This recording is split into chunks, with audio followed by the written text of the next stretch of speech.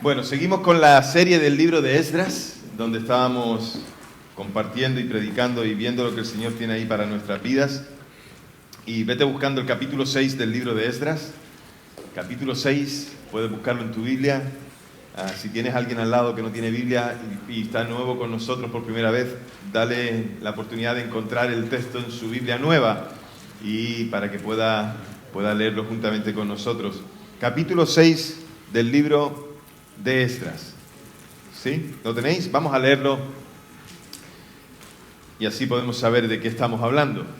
No enseñamos de cosas que a mí se me ocurren, enseñamos de la palabra del Señor. Ese es nuestro objetivo en esta mañana. Dice que entonces el rey Darío dio una orden y buscaron en la casa de los archivos donde se depositaban los tesoros allí en Babilonia. Y en Acmeta, en la fortaleza que está en la provincia de Media, fue hallado un rollo en el cual estaba escrito: Memoria. En el primer año del rey Ciro, el rey Ciro dio un decreto acerca de la casa de Dios que está en Jerusalén, que la casa sea edificada como un lugar en el cual se ofrezcan sacrificios, que sean colocados sus cimientos. Será de 27 metros de alto y de 27 metros de ancho. Tendrá 3 hileras de bloques de piedra y una hilera de vigas nuevas, y el gasto será pagado por la casa del rey. También los utensilios de oro y la plata de la casa de Dios, que Nabucodonosor había sacado del templo que estaba en Jerusalén y los había llevado a Babilonia, serán devueltos e irán a su lugar en el templo que está en Jerusalén y serán depositados en la casa de Dios. Ahora pues, Tatnai, gobernador de más allá del río, Setar-Boznai y sus compañeros, los oficiales que están en la región de más allá del río, apártense de allí. Dejen la obra de esta casa de Dios a cargo del gobernador de los judíos y de los ancianos de los judíos, para que reedifiquen esta casa de Dios en su lugar. Por mí es dada la orden de lo que han de hacer con esos ancianos de los judíos para construir esta casa de Dios. Los gastos de aquellos hombres sean puntualmente pagados de los recursos del rey, de los tributos de más allá del río, para que no cese la obra. Se les dará cada día, sin falta, lo que sea necesario: novillos, carneros y corderos para el holocausto al Dios de los cielos, trigo, sal, vino y aceite, conforme a lo que digan los sacerdotes que están en Jerusalén, para que ofrezcan sacrificios de grato olor al Dios de los cielos y oren por la vida del rey y de sus hijos. Anda, que este no era tonto, De tonto tenía poco, Y también he dado órdenes que a cualquiera que se altere este decreto, le sea arrancada una viga de su casa, y él sea clavado, empalado en ella, y que por ello su casa sea convertida en un montón de escombros. Que el Dios que hizo habitar allí su nombre derribe a todo rey o pueblo que extienda su mano para alterarlo o destruir esa casa de Dios que está en Jerusalén. Yo, Darío, doy este decreto, sea llevado a cabo con diligencia. Entonces Tatnai, gobernador de más allá del río, Setar-Boznai y sus compañeros actuaron con diligencia, conforme había mandado el rey Darío. Los ancianos de los judíos continuaron edificando y progresando de acuerdo con la profecía del profeta Ageo y la de Zacarías, hijo de Ido. Y así edificaron y terminaron por mandato de Dios de Israel y por mandato de Ciro, de Darío y de Artajerjes, reyes de Persia. Y este templo fue terminado el 3er día del mes de Adar, del 6º año del reinado del rey Darío. Los hijos de Israel, los sacerdotes, los levitas y los demás que habían vuelto del cautiverio, celebraron con regocijo la dedicación de esta casa de Dios. Para la dedicación de esta casa de Dios ofrecieron 100 toros, 200 carneros y 400 corderos, y como sacrificios por el pecado de todo Israel, 12 machos cabríos, conforme al número de las tribus de Israel. Y luego establecieron a los sacerdotes en sus funciones y a los levitas en sus divisiones, para el servicio de Dios que está en Jerusalén, conforme a lo escrito en el libro de Moisés. Los que habían regresado del cautiverio celebraron la Pascua el 14 del mes primero, puesto que los sacerdotes y los levitas se habían purificado a una. Todos estaban purificados. Entonces sacrificaron la víctima de la Pascua por todos los que habían regresado del cautiverio, por sus hermanos los sacerdotes y por sí mismos. Los hijos de Israel que habían vuelto del cautiverio y todos los que se habían adherido a ellos, apartándose de la inmundicia y de las naciones de la tierra para buscar al Señor Dios de Israel, comieron y celebraron con regocijo durante 7 días la fiesta de los panes sin levadura, porque el Señor les había dado alegría y había predispuesto para ellos el corazón del rey de Asiria, para fortalecer sus manos en la obra de la casa de Dios, el Dios de Israel. Señor, gracias por tu palabra. Háblanos a través de ella. Estamos dispuestos a escuchar y queremos entender cuál es tu propósito para nosotros, cuál es tu voluntad para nuestras vidas hoy. Te lo pedimos en el nombre de Jesús. Amén y amén. Visto bueno. Era lo que necesitaban para continuar la obra. Pero, ¿qué es un visto bueno? Pues un visto bueno es una fórmula que se pone al final de ciertos documentos o escritos, que suele ir acompañado por una firma de la persona autorizada para indicar que se da por aprobado o que se ajusta a unos preceptos legales o a los preceptos que se proponían. Es decir, en realidad un visto bueno, resumidamente, es una autorización. Se autoriza a alguien a hacer una tarea o cualquier cosa. Hay experiencias que nosotros vivimos en nuestras vidas que nos dejan ver que necesitamos el visto bueno de alguien para continuar con algún proceso.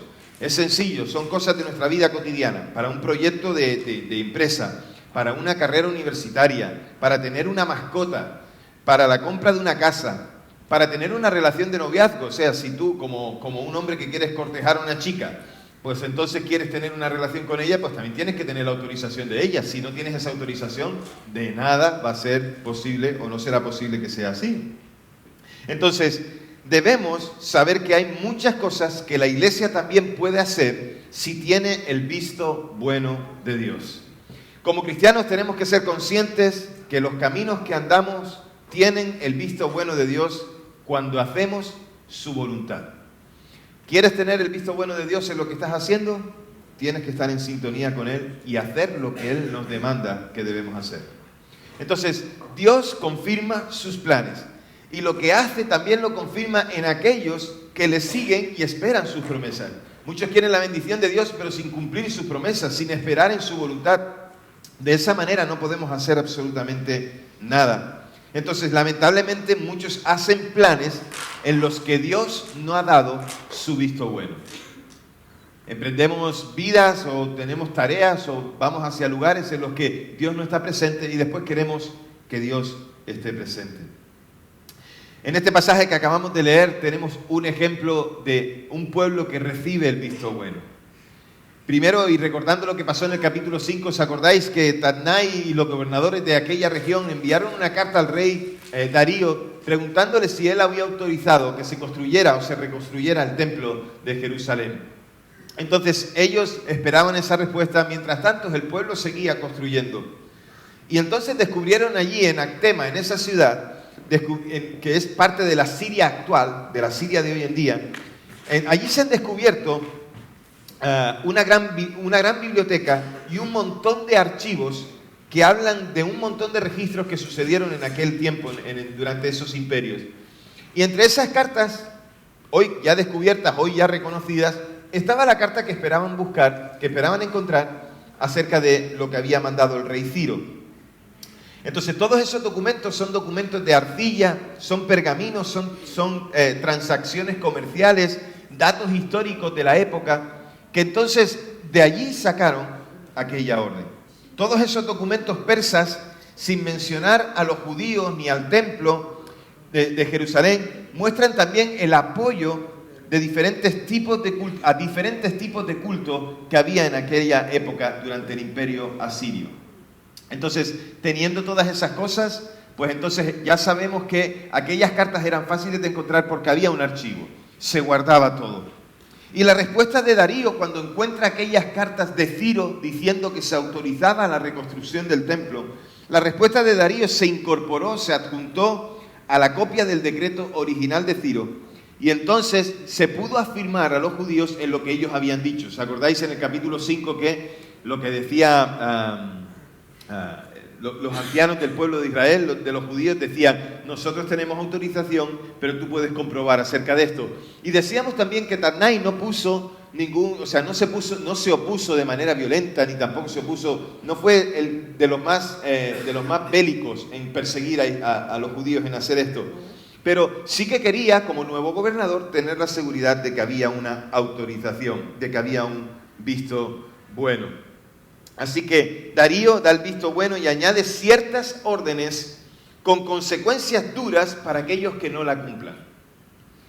Por un lado, que se les provea de todo, que se les dé todo lo que necesiten para la reconstrucción, todo lo que pidan, incluso no solamente para la reconstrucción, sino para el culto, para la adoración, que no les falte absolutamente nada. Y por otro lado, también dice que los que se opongan debían ser castigados. Y el castigo no era algo que tú dices, bueno, que se puede soportar, porque era pagar con tu vida, o sea, morir. Entonces, ellos sabían que tenían que llevar a cabo los detalles del rey Darío. Y los opositores, una de las cosas que decían era que el pueblo estaba gastando mucho dinero y que ese dinero era dinero del rey. Entonces Esdras empieza a resaltar aquella contestación y empieza a resaltar que la reconstrucción del templo había sido primeramente ordenada por Dios. Está ahí en el versículo 14, por si quieres verlo. Primero, aquella había sido una orden de Dios, y después, tal y como indicaron los profetas, y después los reyes fueron usados como instrumento que Dios usó para que aquello se llevara a cabo. ¿Me seguís? Es decir, Dios propuso que hubiera una reconstrucción del templo y de la adoración al Dios de los cielos en el templo de Jerusalén. Y después lo que sucedió es que los reyes fueron usados, reyes extranjeros, para que eso fuera una realidad.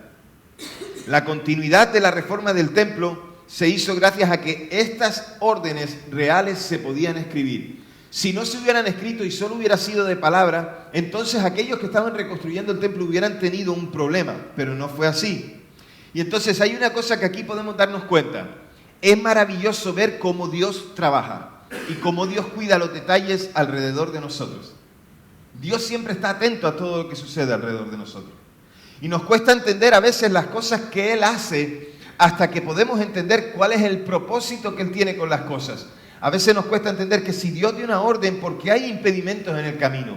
Si Dios lo ha autorizado, ¿por qué hay impedimentos en el camino? Pues tenemos que entender que esos impedimentos son parte del proceso de maduración de cada uno de nosotros.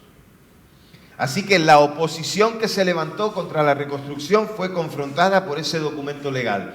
Ya no tenían ninguna razón para oponerse, porque además decía el edicto de Darío, la carta de Darío decía que el que se oponía tenía que pagar con su vida.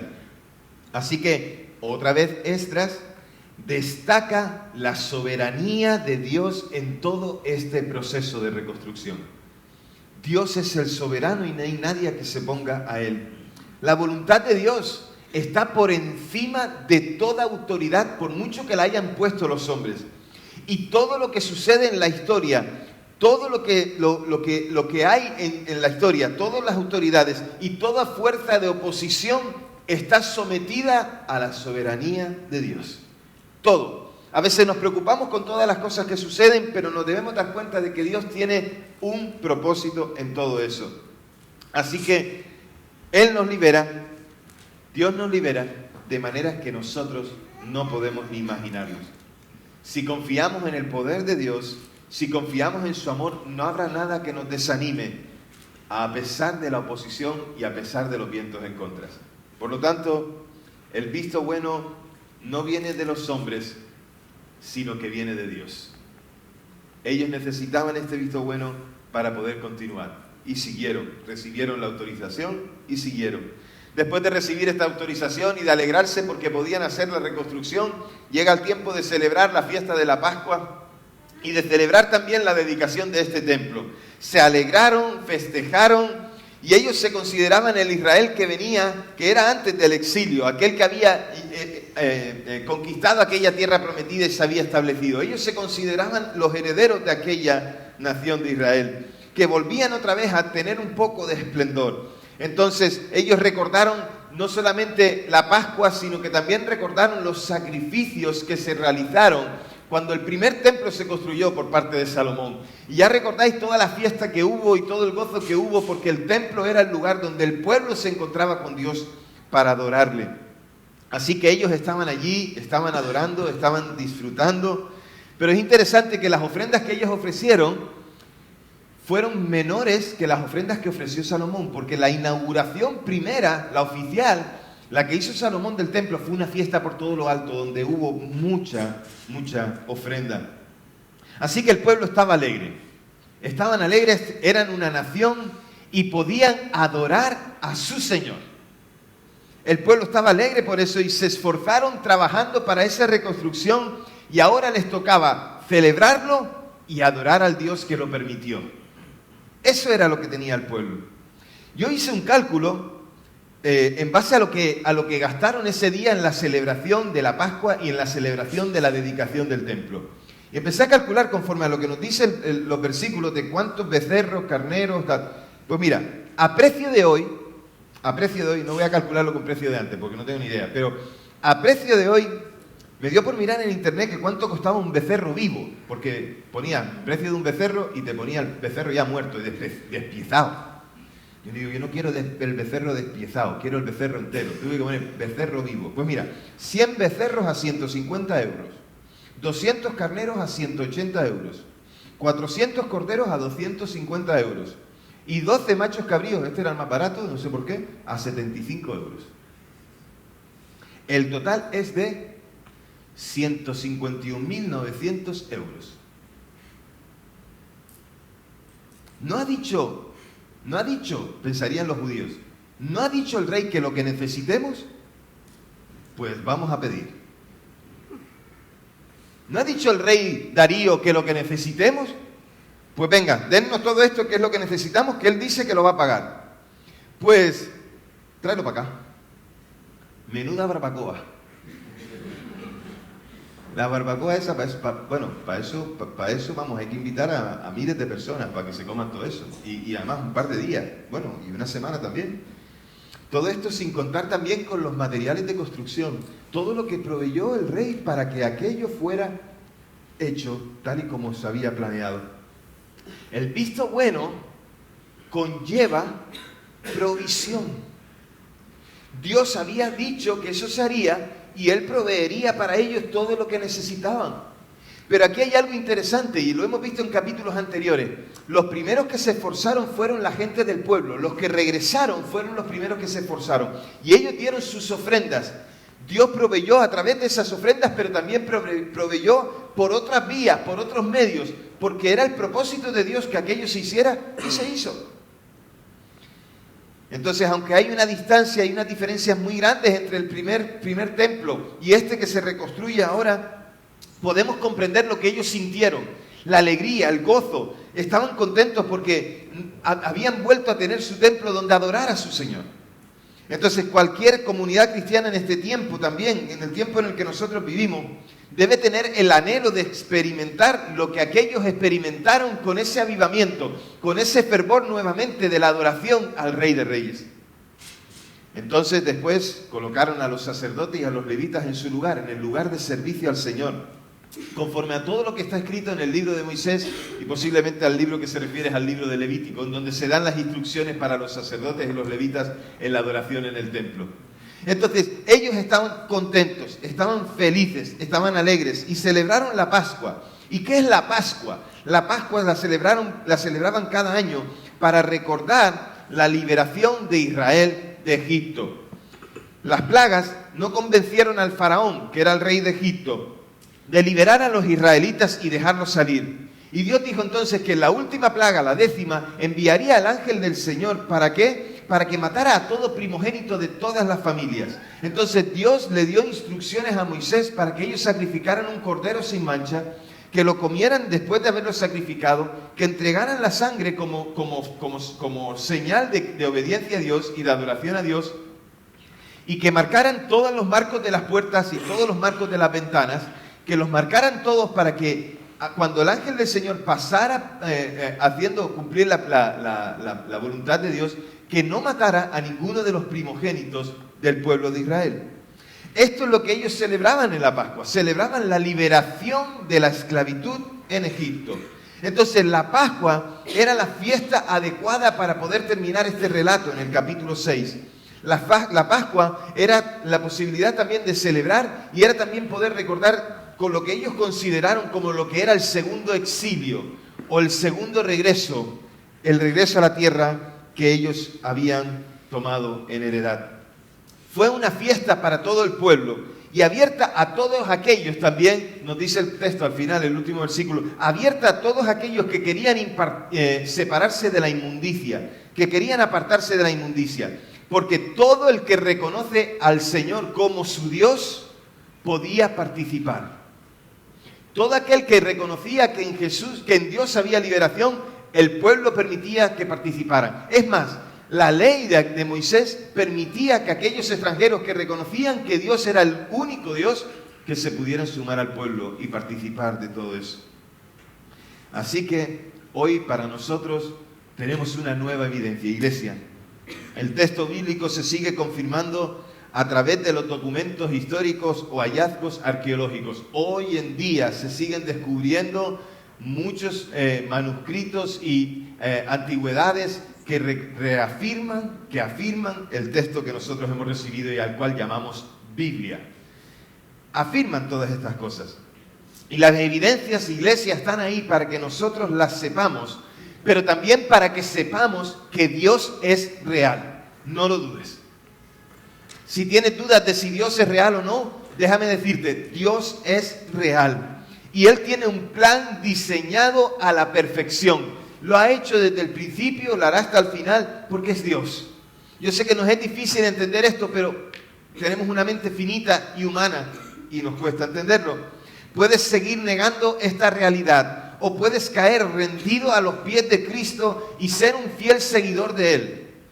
Puedes entonces ver su salvación y el perdón de pecados, puedes disfrutar de una vida transformada, puedes ser lleno de paz y puedes vivir con esperanza la venida de la vida eterna. Esta es la situación. Puedes creer al Señor y su perdón y su salvación, o puedes seguir negándole y viviendo una vida conforme a tus planes y a tu voluntad. No esperes entonces que Él te dé el visto bueno. Tal vez dices, no lo necesitas, pero déjame decirte algo. Puedes pensar que no lo necesitas, pero tarde o temprano la Escritura dice que todos reconocerán que Jesús es el Señor. Unos porque lo hicieron voluntariamente y otros porque no les quedó otro remedio. ¿Entre quiénes quieres estar? ¿Entre los que le reconocieron voluntariamente o entre los que le rechazaron? La decisión es tuya. Ya yo decidí. He decidido estar entre los que creen voluntariamente. Pero hay 5 cosas aquí que yo creo que como iglesia tenemos que tener en cuenta. Si quieres el visto bueno en tus planes, si quieres tener el visto bueno en las cosas que haces, en las que vives, déjame decirte 5 cosas que son importantes. La primera, el visto bueno de Dios está marcado por su voluntad. La voluntad de Dios. Los profetas dieron a conocer el propósito de Dios. Lo tenemos, lo sabemos. Y el Señor lo mostró y lo confirmó. El ejemplo es el texto que acabamos de leer.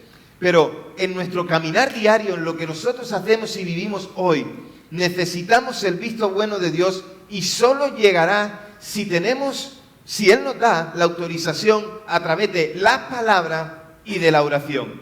Es decir, lo que necesitamos es intimidad constante con Dios. ¿Quieres conocer cuál es la voluntad de Dios y tener su visto bueno? Intimidad con Dios. Sin esta intimidad no tenemos absolutamente nada. Y no se trata aquí de conocimiento, no se trata de información, se trata de transformación. Importante aquí. Entonces, necesitamos tener esa intimidad constante con Dios.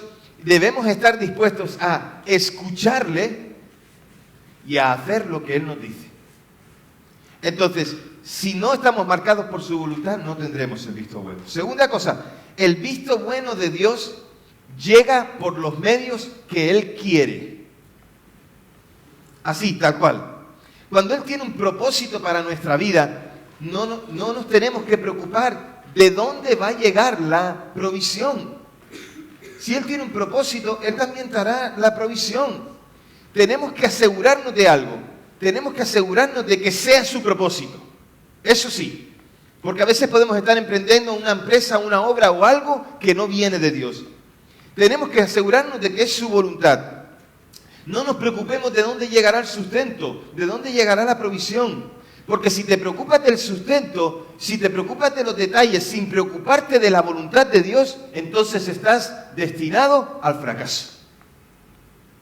No te preocupes tanto de la provisión, preocúpate de que sea el propósito de Dios.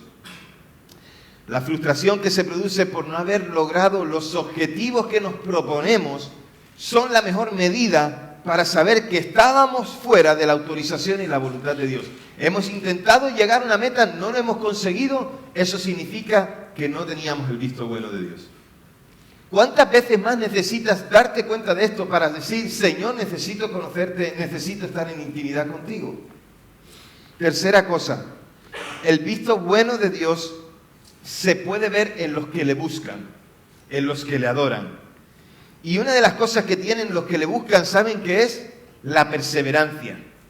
La perseverancia a pesar de las pruebas, la perseverancia a pesar de la oposición tiene recompensa. Hay vientos en contra, hay dificultades, hay problemas, hay tropiezos.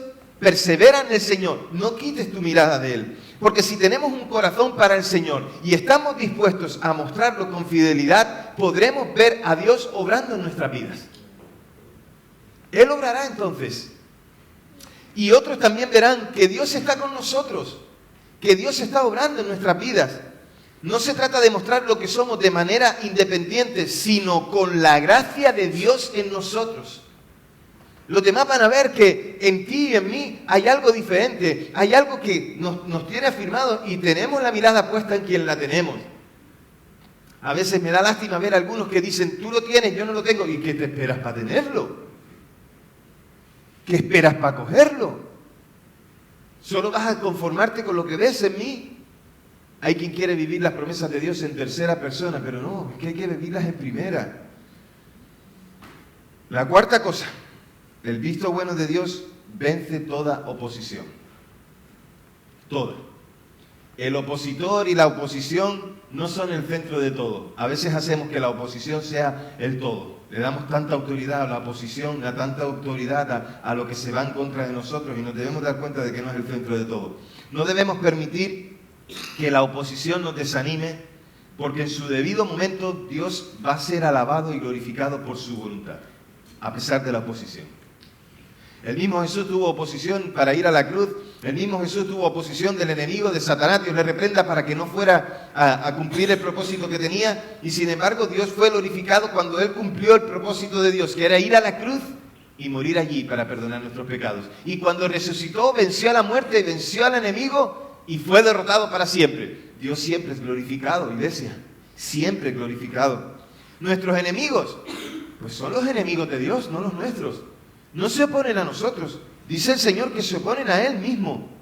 Entonces, nuestros enemigos y los que se oponen a nosotros, tal y como hemos visto en el texto, tendrán que contemplar con resignación que han sido vencidos, no por el hombre, sino por Dios. Tal cual. Entonces, su propia maldad les alcanzará hasta tal punto que tendrán que pagar las consecuencias de su rebeldía contra Dios y tendrán que pagar por esos planes que hicieron contra el pueblo de Dios o contra sus hijos. Y déjame preguntarte, ¿has disfrutado alguna vez, has confirmado alguna vez que Dios estaba en ese plan? ¿Has tenido la bendición de decir, Señor, gracias porque tú estabas en medio de todo esto? Yo he tenido muchas oportunidades de ver el visto bueno de Dios y ver la confirmación de Dios. También he visto muchas veces cómo me estampaba contra la pared. Pero he podido disfrutar las mieles que vienen de parte del Señor. Todo creyente, todo hijo de Dios es un templo vivo que se edifica por su propia fe. La fe le ayuda a caminar. Por lo tanto, la oposición puede venir de Satanás o incluso de nuestra propia carne, que a veces le echamos la culpa siempre a Satanás, pero a veces somos nosotros los culpables. Pero debemos ser serios y fieles. Serios con nuestra decisión de seguir a Jesús y ser fieles con Él. Debemos seguir adelante con paradas y pausas. A veces iremos más rápido, a veces nos tendremos que parar, a veces iremos un poquito más lento. Pero el que empezó la buena obra, dice el Señor, la completará en cada uno de nosotros. Y la completará también en la iglesia, tal cual. Es cierto que las dificultades pueden demorar el proceso. Ahí lo vemos en el texto, se demoró un poco en ese proceso en el que estamos. Pero también es parte del trabajo de Dios en nosotros. En ese proceso, mientras se realiza eso, Dios nos va moldeando y Dios nos va limpiando de impurezas, nos va purificando para que podamos cumplir la meta, no como nosotros queremos, sino como Él quiere. En todo proceso que comenzamos, empezamos de una forma y terminamos de otra, porque Dios ha obrado. Hay muchas maneras de orar pidiendo la ayuda de Dios. ¿Has pensado alguna vez que podría cambiar la actitud de una persona o de un grupo de personas que están en contra? Dios lo puede hacer, porque Dios es infinitamente poderoso. Su sabiduría y su discernimiento van más allá de las leyes de la naturaleza humana. Es Dios. Así que, ¿cuál debe ser nuestra actitud? Nuestra actitud debe ser un cambio de carácter, un cambio de vida, y ese es el primer paso. Pero debemos recordar que Él puede cambiar la actitud de otros. Persevera, sé paciente, Dios lo hará. Y quinto punto, el visto bueno de Dios nos permite celebrar las victorias del Señor, que son también nuestras victorias. Porque cuando Dios trae una victoria, la trae para nosotros y la disfrutamos. La iglesia sigue adelante, ¿eh? ¿Cuántos lo creen? Yo lo creo. La iglesia sigue adelante. Y esto a pesar de muchas cosas que suceden y a pesar de sí misma. Siempre me encanta recordarlo. Pero la perseverancia de la iglesia y su continuidad no dependen de los hombres. Hay quienes se esfuerzan por intentar que la iglesia no haga su cometido, que no predique el evangelio. Lo intentan impedir de una manera y de otra. Pero ¿saben qué? Dios sigue adelante con su propósito. Así que no depende de hombres, depende de Dios. Porque la iglesia es de Dios. Él fue el que la compró por precio. Él fue el que la fundó. Por lo tanto, la compró por precio de sangre y la iglesia es suya. La iglesia irá de gloria en gloria, no por sus obras o por sus bondades. La iglesia de Dios irá de gloria en gloria por las misericordias de ese Dios altísimo. Y déjame decirte más, nadie impedirá que la iglesia permanezca hasta que el Señor regrese. Nadie lo va a impedir. Por mucho que se oponga, por muchas leyes que den y por mucha oposición que hagan, nadie lo va a impedir.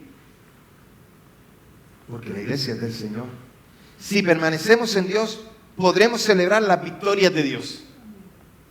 Si permaneces fiel, ahí en medio de tu prueba o de tu dificultad, Dios te va a dar la victoria y te gozarás.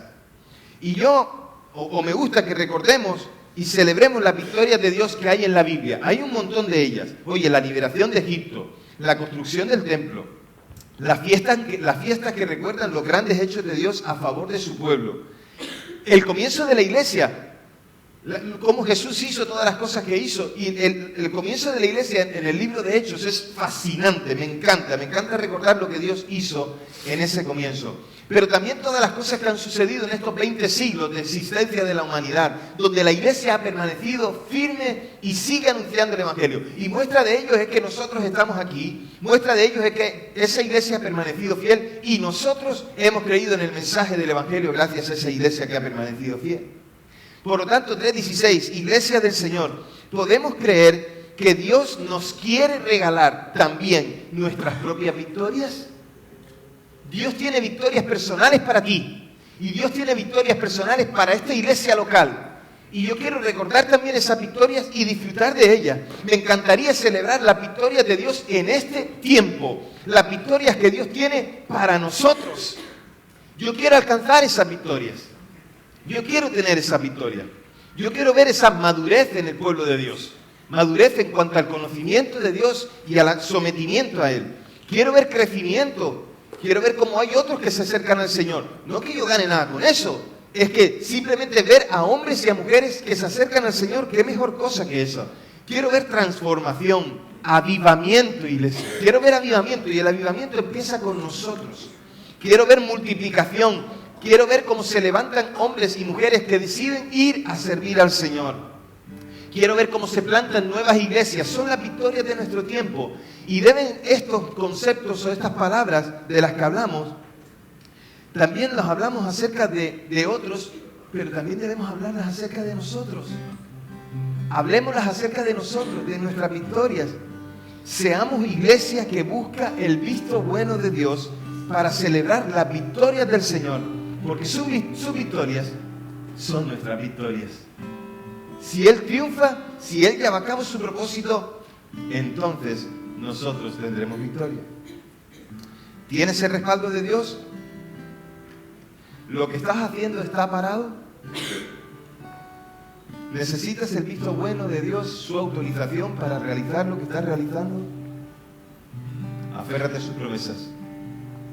Aférrate al Señor. Y Él se encarga de todo.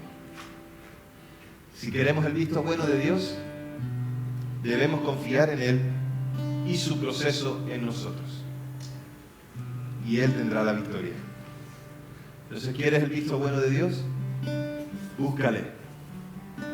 Búscale. Él se deja hallar. Él está deseando que le busquemos. Él está deseando que nos acerquemos a Él. Por lo tanto, hoy no te frustres porque las cosas están paradas o porque pienses solamente en las victorias de los otros. Piensa que Dios tiene sus victorias para tu vida y para nuestra iglesia también. Créelo. Él está más cerca de lo que nosotros podemos llegar a pensar. ¿Por qué no cierras tus ojos ahí donde estás? Vamos a orar. Señor, permítenos ver tus victorias. Danos el visto bueno, Señor, para seguir haciendo lo que estamos haciendo. Para poder reflejar, Señor, tu amor y para que otros puedan conocer que tú eres Dios. Señor, obra en cada vida en esta mañana aquí, para que, Señor, pueda haber dirección tuya y pueda haber, Señor, también, Señor, la victoria que estamos esperando en ti. Que aquel que está derrotado, que aquel que se siente cansado, Señor, pueda ver que tú obras a su favor. Te lo pedimos en el nombre de Jesús. Amén. Amén.